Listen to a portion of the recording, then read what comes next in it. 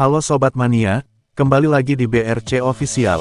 Ada kabar menarik nih mengenai laga pekan ke-24, Liga 1 2024/2025, antara PSM Makassar versus Persija Jakarta, akan digelar di Stadion Kapten Iwayan Dipta, Gianyar, Bali, Minggu, 23/2, pukul 16.30 WITA.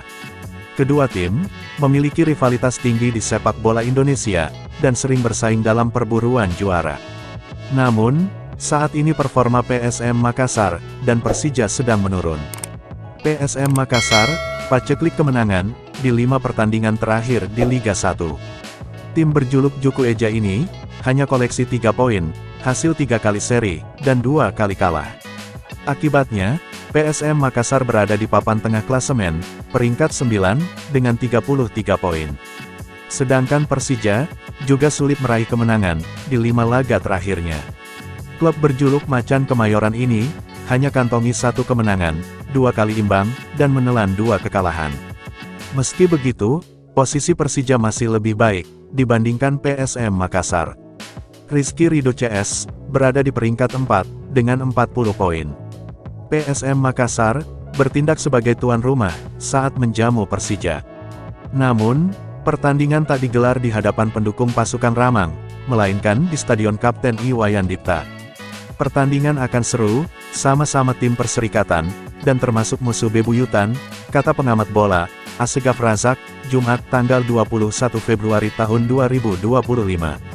Menurut Asegaf Razak, PSM Makassar punya tantangan berat hadapi Persija. Pasalnya, catatan pertemuan sejak 2017, di kasta tertinggi sepak bola Indonesia, PSM Makassar hanya menang sekali dari Persija.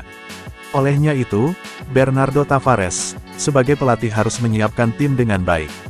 Tentunya, mempelajari kekuatan, kelemahan, pemain kunci dari Persija. Bagaimana persiapkan tim dengan bagus, untuk antisipasi permainan Persija, tuturnya. Dia menilai, PSM Makassar sejauh ini tampil bagus, walau tak meraih kemenangan. Walau tak bermain di luar, mereka mampu menguasai pertandingan. Cuma banyak peluang tak dimanfaatkan untuk menjadi gol. Striker asing PSM Makassar, Joao Albertin Pereira atau Balotelli, dipastikan tidak dapat memperkuat PSM Makassar.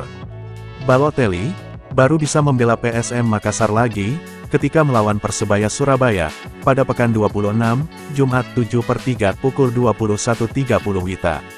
Ketidakhadiran Balotelli tentu menjadi kerugian bagi PSM Makassar.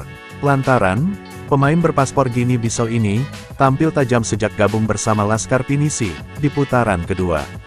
Balotelli memberikan kontribusi yang bagus, jadi kerugian untuk PSM Makassar. Balotelli tidak bisa dimainkan, kata pengamat sepak bola, Asegaf Razak, saat dihubungi Jumat tanggal 21 Februari tahun 2025. Ia juga menilai, Balotelli sebagai striker sangat bagus. Penyerang berusia 28 tahun itu, punya kecepatan, timing bagus, dan efektif ketika mendapatkan peluang di depan gawang. Sudah dibuktikan, setiap dimainkan pasti bisa cetak gol, ini sangat positif bagi PSM Makassar, tuturnya. Namun, Bernardo Tavares harus mencari strategi jitu lagi lawan Persija dengan absennya Balotelli. Entah dengan memainkan Nermin Haljeta sebagai striker tunggal, dibantu dengan pemain dari second line, atau menduetkan Nermin Haljeta dengan Matheus Silva. Kita harap ada taktik jitu untuk meraih 3 poin, sebutnya. Nah itu dia sobat untuk update kabar hari ini. Bagaimana pendapat kalian sobat? Tulis pendapat kalian ya sobat, dan jangan lupa like, komen, dan subscribe.